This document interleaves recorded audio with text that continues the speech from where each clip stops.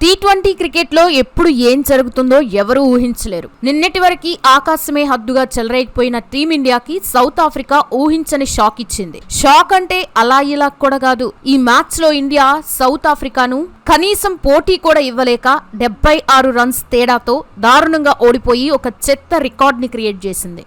అయితే టీమిండియా ఇంత దారుణంగా ఓడిపోవడానికి కారణం ఏంటి?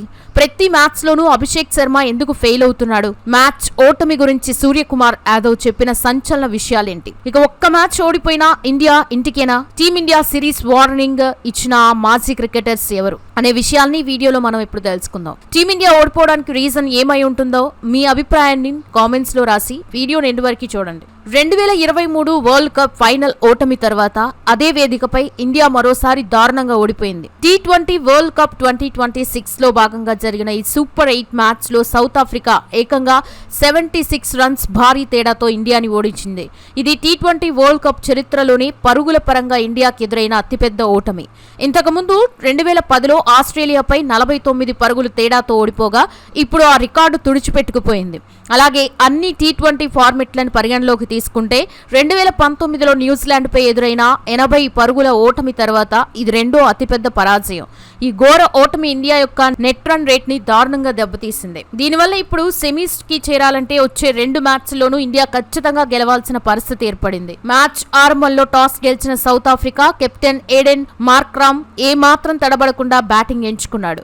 అయితే భారత బౌలర్లు మొదట్లో అద్భుతంగా బౌలింగ్ వేసి సౌత్ ఆఫ్రికా బ్యాట్స్మెన్ ని భయపెట్టారు. దాంతో కేవలం 30 పరుగులకే దక్షిణాఫ్రికా 3 కీలక వికెట్లు కోల్పోయి పీకల్లోతు కష్టాల్లో పడింది. ముఖ్యంగా జస్ప్రీత్ బూమ్రా తన సూపర్ బౌలింగ్ తో ఓపెనర్ క్వింటన్ డికాక్ ని క్లీన్ బౌల్డ్ చేసి ఇండియాకి మంచి స్టార్ట్ ఇచ్చాడు. ఆ తర్వాత మార్క్రామ్ కూడా హర్షదీప్ సింగ్ బౌలింగ్ లో వెనుదిరగడంతో ఇండియా ఈ మ్యాచ్ లో పట్టు బిగించినట్లు కనిపించింది. కానీ ఇక్కడే అసలు కథ స్టార్ట్ అయింది. 30 పరుగుల వద్ద 3 వికెట్లు పడిన సౌత్ ఆఫ్రికా మిడిల్ ఆర్డర్ బ్యాటర్లు డేవిడ్ మిల్లర్, డెవాల్డ్ బ్రెవిస్ మరియు ట్రిస్టన్ స్టబ్స్ లు ఎక్కడ తడబడకుండా సూపర్ బ్యాటింగ్ లో చెలరేగిపోయారు. David Miller 63 runs top scorer గా నిలవగా అతనికి తోడుగా బ్రెవిస్ 45 రన్స్, స్టబ్స్ 44 రన్స్ చేసి టీం ని ఆదుకున్నారు. వీరిద్దరూ కలిసి 4 వికెట్ కి 64 రన్స్ పార్ట్నర్షిప్ నెలకొల్పారు.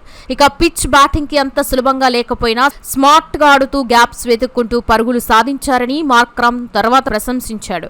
భారత బౌలర్లు ఇన్నింగ్స్ చివరిలో వికెట్లు తీసినా అప్పటికే సౌత్ ఆఫ్రికా 187 రన్స్ భారీ స్కోర్ ని బోర్డుపై ఉంచగలిగింది.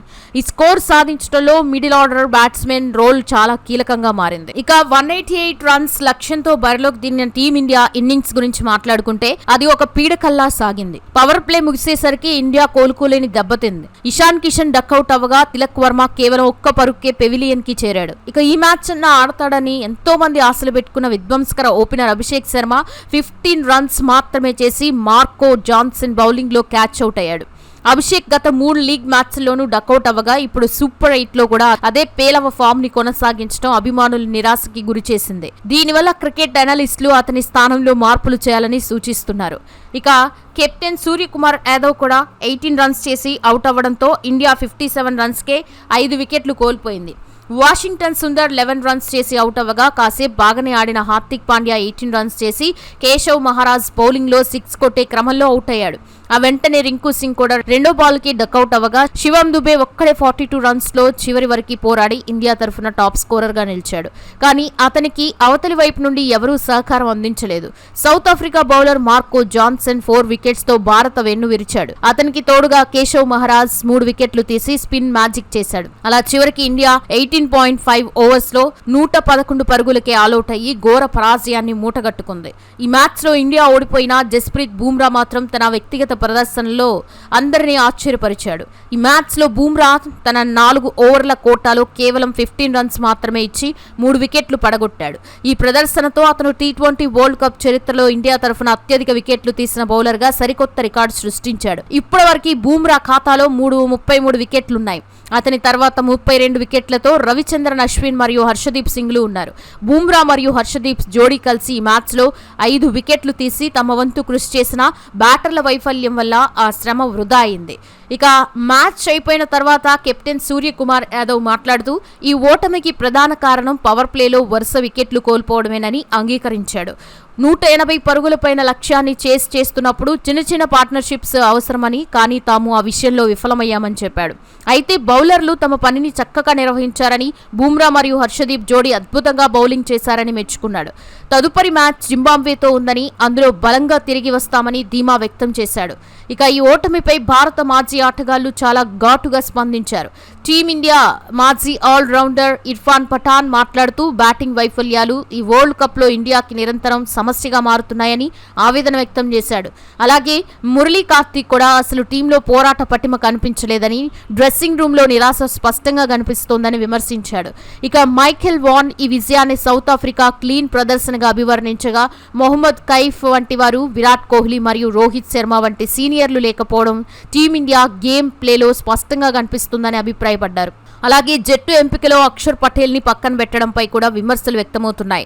అండ్ అభిషేక్ శర్మని ఇకనైనా పక్కన పెట్టి సంజు శాంసన్ ని టీంలోకి తీసుకురావాలని కూడా చాలా మంది అభిప్రాయపడుతున్నారు. మొత్తంగా చూస్తే ఈ మ్యాచ్ ఇండియాకి ఒక గుణపాఠం లాంటిది. 18 వరుసన విజయాల తర్వాత ఎదురైన ఈ మొదటి ఓటమి జట్టులోని లొసుగులని బయటపెట్టింది. అహ్మదాబాద్ పిచ్చుపై సౌత్ ఆఫ్రికా ఆటగాళ్లు చూపించిన ఆల్రౌండ్ పర్ఫార్మెన్స్ ఇండియాకి ఒక పాఠం. బుమ్రా రికార్డు సృష్టించిన జట్టు విజయం సాధించలేకపోవడం విచారకరం.